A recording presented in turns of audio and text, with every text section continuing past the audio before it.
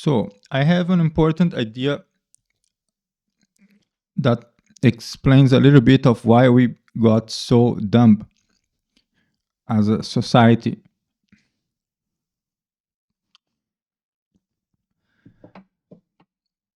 Basically, we came from a civilization paradigm that was always turned back to the past. I mean, with the attention and focus turned back to the past versus to the future. So we use it to focus on the past. Now we focus on the future.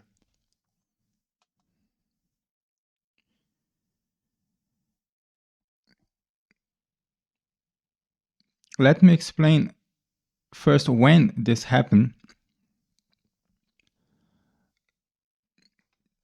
We all know the Enlightenment era and the French Revolution was a turning point when it comes to this.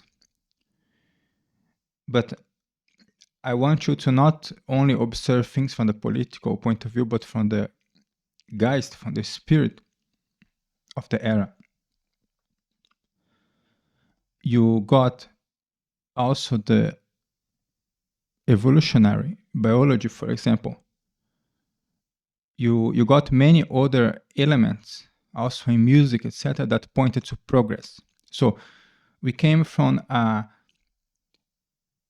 memory-based civilization towards a progress-based civilization.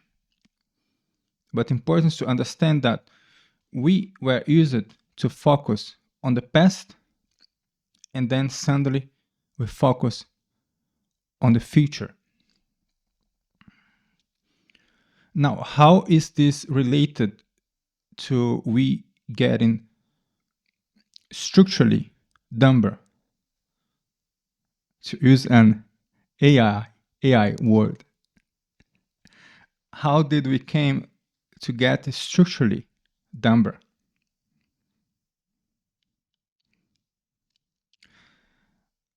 I observed that when I focus on remembering things, and this starts to be a kind of habit in one day, and then the next day, and then the third day, I just get exponentially more intelligent. And how do I know that I'm getting more intelligent? I just look at people look at me as if it were a friend corpora, something strange. And this is the proof that you are getting intelligent nowadays, when you start to become a kind of strange organism in a social setting. But not because of your clothes or your appearance, just because of the vibration of your face reflecting the thoughts that you are having. You are having thoughts that are just more intelligent. You are bringing a larger amount of data at the same time in your head. So you are a computer and people are mobile phones. Noticing this, I perceive that again the obvious importance of memory, but here is the important connection. At a civilizational level, or rejection of memory did not only impact or ethics or religion, the quality of art. It impacted fundamentally our cognition.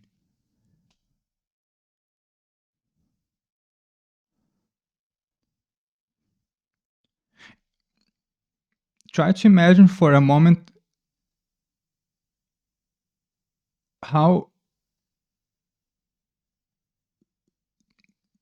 a memory based civilization must work.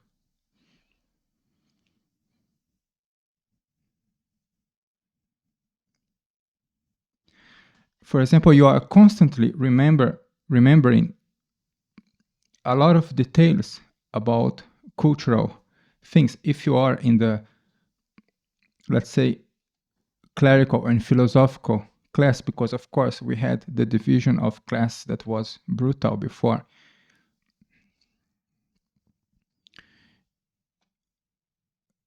you are constantly remembering what is the word Venus, where did Venus come from, what it has to do with the myth of Orion, and when is the winter solstice, and who was Abraham,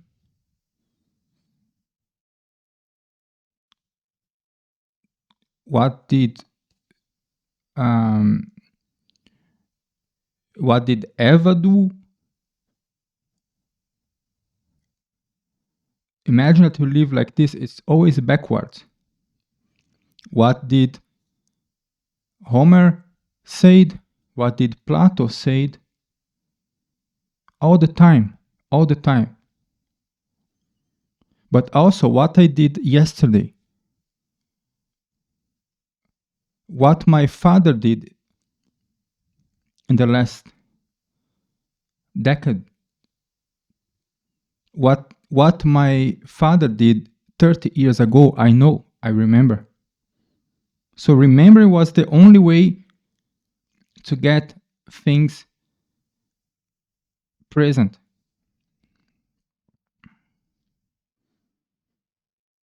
Principally consider you didn't have the paper in a lot of cases. So the ability to remember something was so important and expensive as this SSD that costed, I guess, 300 euros that I paid. So it is two terabytes SSD.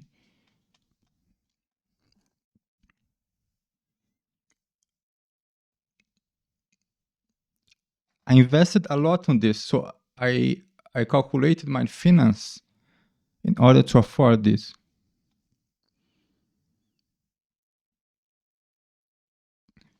This is the value of memory for a citizen in the old paradigm.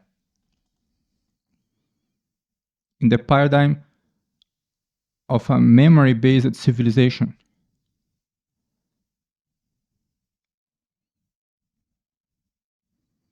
This is so important.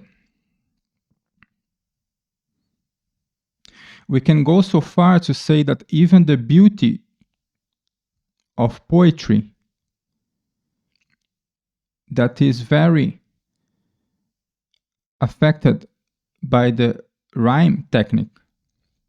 So the beauty of the classic poetry is inherently determined by a very pragmatic goal, the goal to bring things to memory. Basically, I would risk here to say that the primary function of the poet was to bring things into memory, to conserve reality. So the poet was this.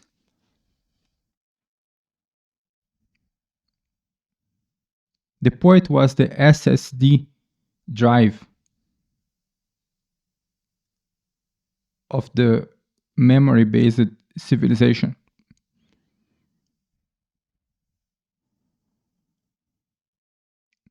He brought things into rhyme because the rhyme is one of the best ways to make the content memorable.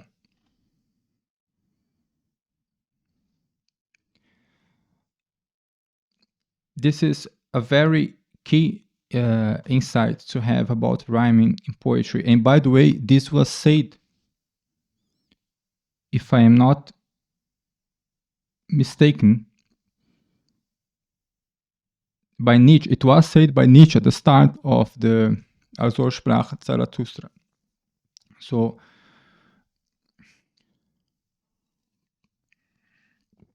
said Zarathustra. I don't know how it's in English.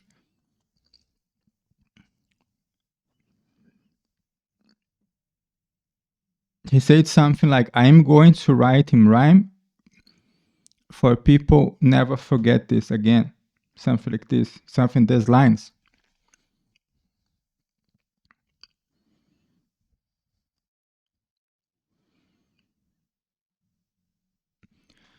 So how this affects the cognition? It is just obvious. So you only have intelligence when you have data to actually force your intelligence. So the memory is what gives you data, and principally the memory is going to give you conflicting data, collisions of data. The memory is going to give you chaos.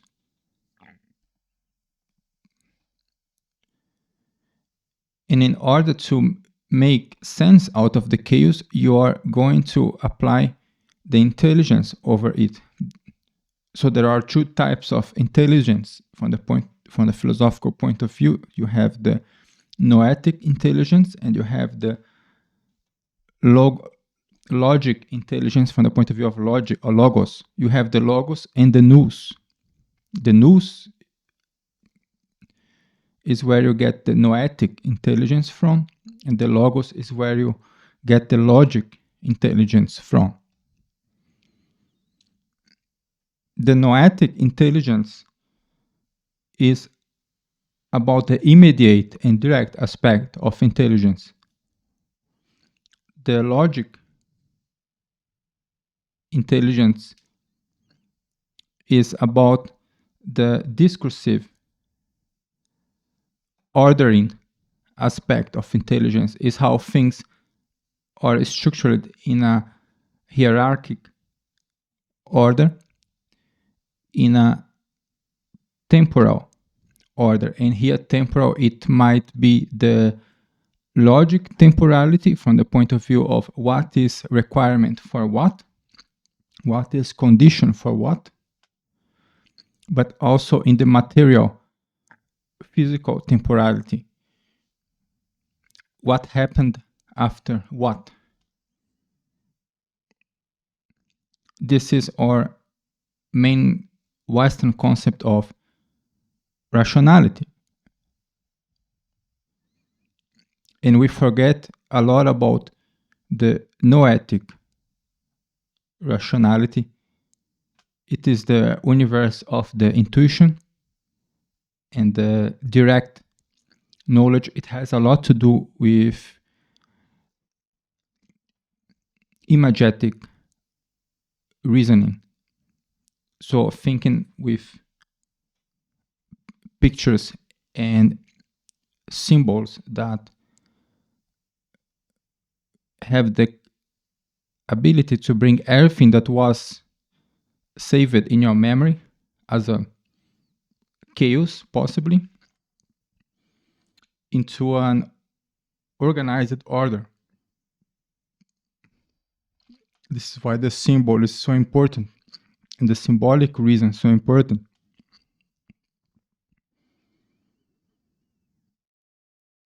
So when you have a lot of data in your memory because you are used to save everything that is important in your memory, you are going to have conflicts and chaos from the cognitive point of view. So you are going to force your logic and your noetic faculties more.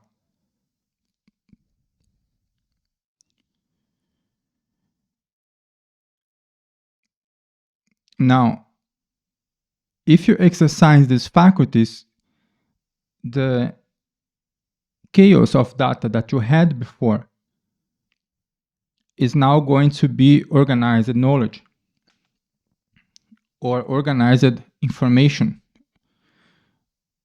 I'm not only speaking about organized knowledge in the sense of a system like of Aristotle or of Hegel, but an organized content in your memory and in your personality. I mean, of anyone, an ordinary citizen.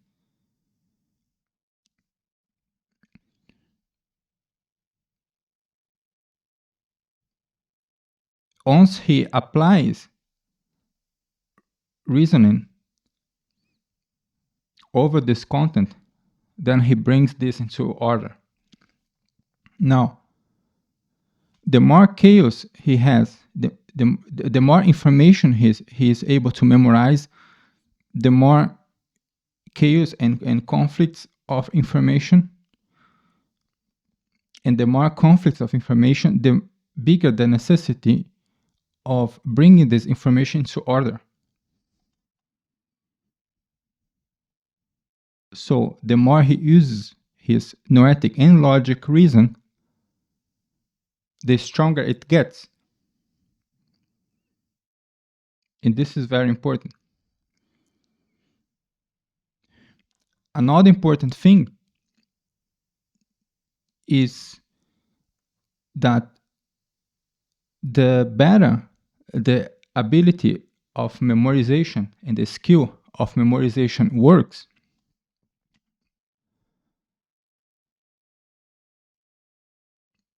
I assume the better will be the quality of the conflict between the elements of memory. So, for example, you are someone who can't memorize nothing. Then you are going to have some elements in your head and they don't make sense with each other, and because you don't have enough pressure in your head, you don't even see the necessity to bring them in order. But also because you don't have many elements memorized in your head, when you have some problem, it is not likely to be a high quality problem. Now, when you have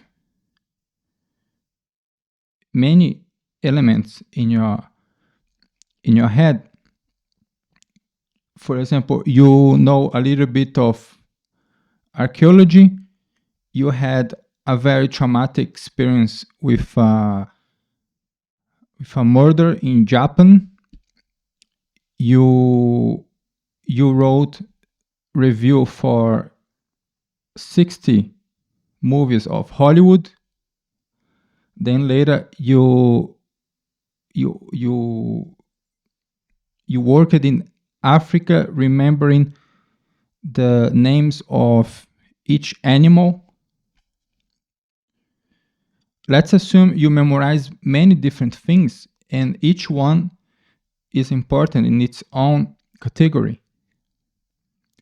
Now, the chaos that you are going to have in your mind, the cognitive dissonance, will be more explicit, but very probably of a higher quality. Because now, even if you have apparently disconnected elements, they are likely to connect in a higher level somehow. I gave a very radical and hard example where you are going to probably struggle to find the connection and the order between these very disconnected elements, but they might be there. I don't know. You wrote the review of for 50 films in Hollywood, and you know many important elements of archaeology. I'm sure that some element between those things will be common. Perhaps your knowledge in archaeology will give you an insight about the murder, or your experience about the murder will affect the depth of your curiosity in archaeology, because now you saw perhaps the depiction of a murder in a cave in an illustration. By the way, a very interesting thing, I don't know if even it exists, but it looks very possible, that the old man might have illustrations about people killing each other for the first time, for, let's say, for very like evil and also reasons that are hard to explain, like very arbitrary, not even for food, perhaps betrayal or something like this. So the better your ability to memorize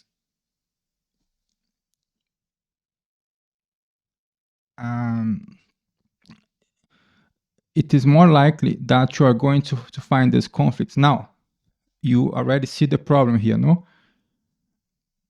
We know people who memorize very well in our society. And there is a type of memory that has nothing to do with what I'm speaking about. Do you know the guy who does well in the exam? He memorizes everything for the exam. I'm not speaking about him. And here's a challenge aspect of this discussion. We need to understand two types of memory. I am speaking about a whole different paradigm, a memory-based civilization. I'm speaking about the ethos of memory. I'm not speaking about the specific cognitive faculty of memory as a neurological concept, as an isolated skill. I'm speaking about being a human being turned backwards to the past, into the conservation and memorization of the past. I'm also not saying that you should turn backwards just like this, because we need to understand better what this means. But I'm describing this old and ancient experience. It was not just a cognitive skill. It was a lifestyle. It was a culture. It was the ethos of conserving what was left behind, because this is the only way that I can experience what is truly real. What is truly real for the ancient mindset? It is what lays in the past. In the past lays the foundation of reality. If you read, for example, Mircea Eliade, The Sacred and the Profane, he explains this better as no one.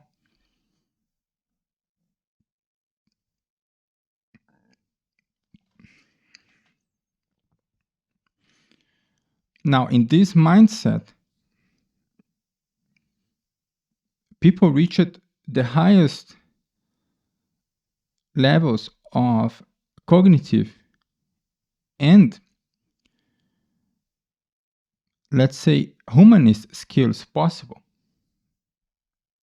Only with this mindset we achieved this, what we now call the Renaissance man or the Polymath. it was just a natural consequence of this mindset. So renaissance become renaissance by looking back. But here's the thing, it's not going back, it is looking back. It's a crucial thing, so write this down. It is not about going back, it is turning your eyes backwards. Where did you came from? What happened? This works in the macro and the micro. For example, I was observing a conversation that I had yesterday. Then I noticed this and that. And now today, again, I observed this conversation. Then I noticed more things.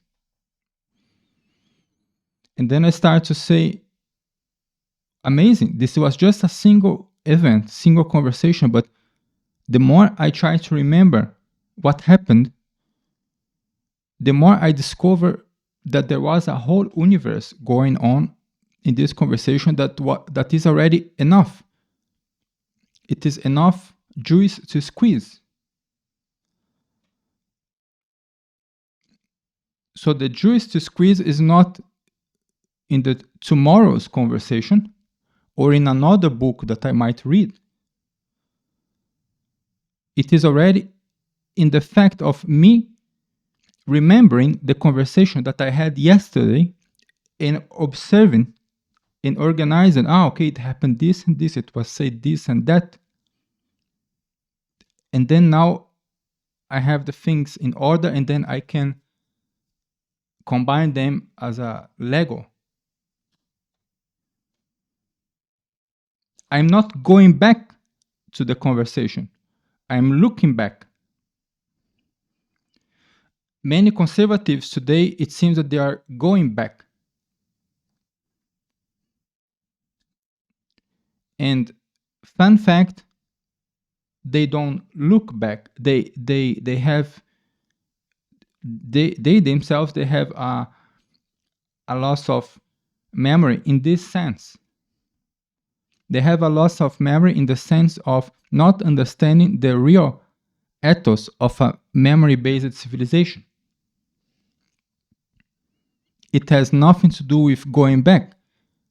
The ethos-based, the memory-based civilization is always in the present. It is fully in the present, and only the present matters, but as a looking back. The present matters only when I bring the past in my present. So the only concern of the memory-based civilization is to reactualize the past. And this is why they did rituals.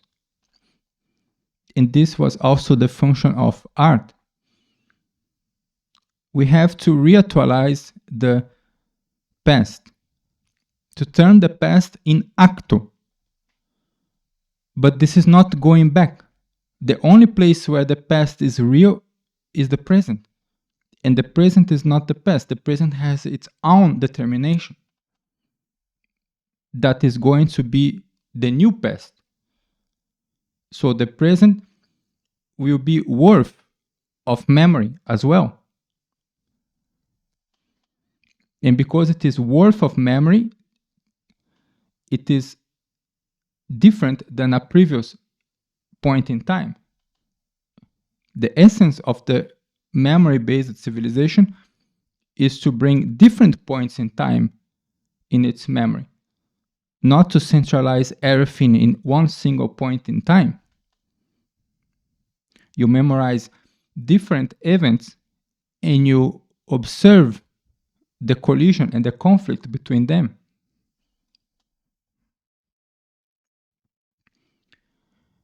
And you use your logic rationality and your noetic rationality in order to bring order in this chaos when possible. So this is the crucial paradigm to understand. Now, in the next paradigm, suddenly we have a a civilization obsessed with the future. And the future, what brings the future? As the future brings fear. As Kierkegaard noticed, the fear lays in the projection, there where you have the known being, the mystery. But I think we don't even need Kierkegaard for this. But the anxiety and the fear, it's towards the future. Now, when you make a whole civilization focus on the future, you create a fear-based civilization.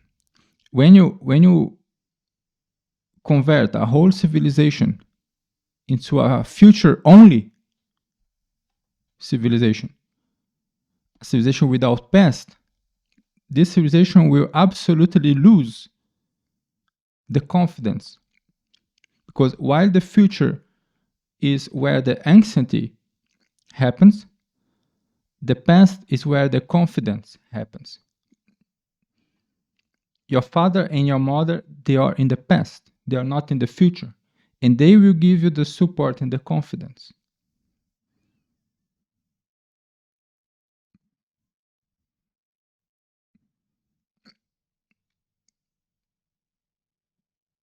But this is true in the micro and the macro level. So your cultural father is in the past, or your cultural mother, let's say.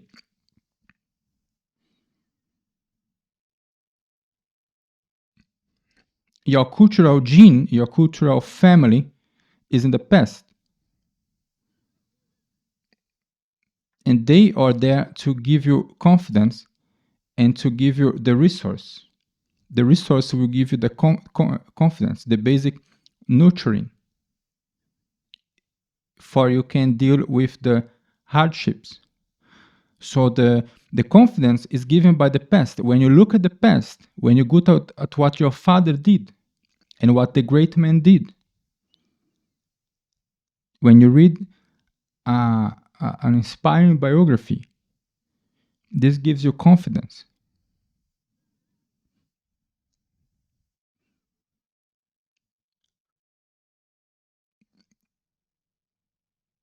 When you remember what Alexander the Great did,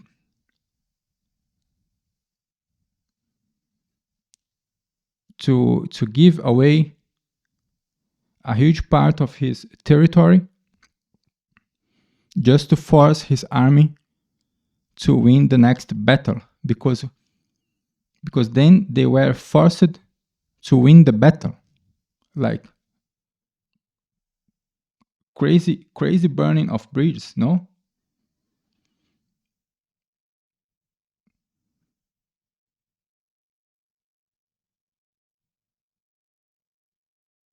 So this gives you confidence.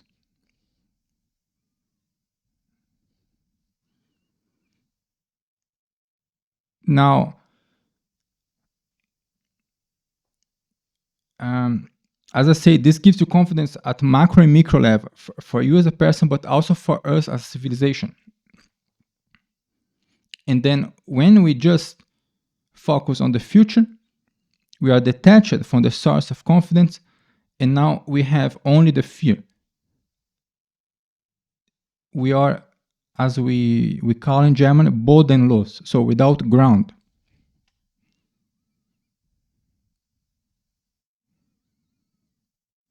So not only the loss of cognitive abilities from a more anthropological point of view, and not neurologic, as I said, but also the loss of a whole psychological constitution is this what is the consequence of a civilization that is now turned only towards the future and burned its own past.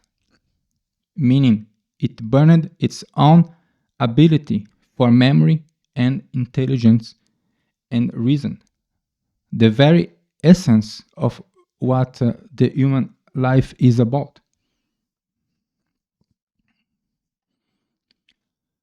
So, think about it. I hope you enjoyed. Now, please leave a like to promote less stupid content.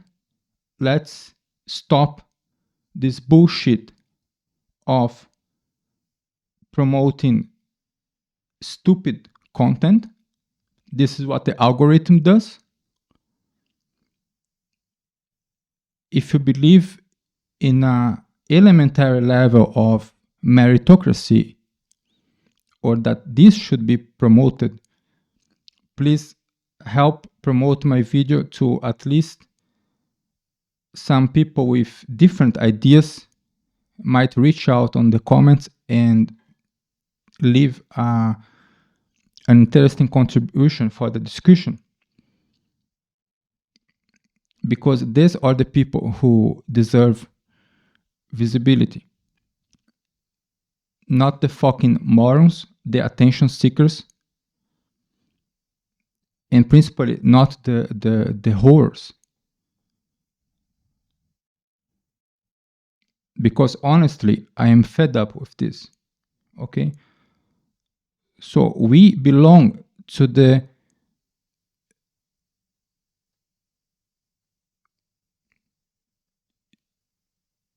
most honored category of mankind when we engage in philosophical activity. Philosophical activity is what's grounded the human civilization as we have it. Because of philosophical activity, we have this, we have the SSD, we have even the internet going on. Because of speculation and high engaged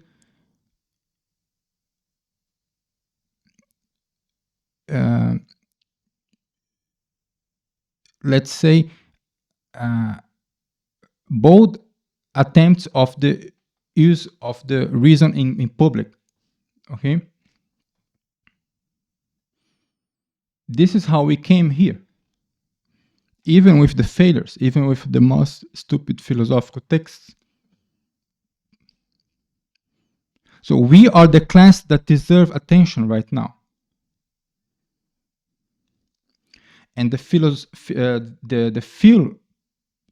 people that are engaging with philosophy today, they are either the self-enclosed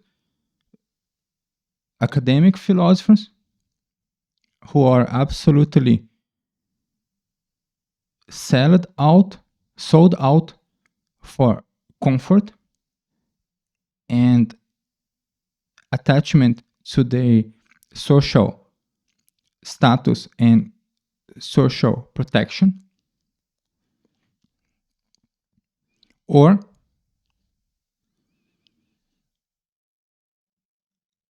people on YouTube and in forums who still do not grasp philosophy in a serious, engaged manner, because this requires a whole new level of courage in today's society. Because, as I said, this is going to put at some point your social protection, your social status at risk. And the third group that is based off independent, passionate, genuine thinkers trying to put something out there that is absolutely overwhelmed by the huge amount of junk going out there and promoted by the algorithms. So they are like without defense, and the only thing that they can do is again to try to sell their souls to the devil in order to attract the algorithm and be the cool philosopher. And then this is why the known channels in philosophy, surprise, surprise, they are actually very unsatisfying. They are just philosophical entertainment.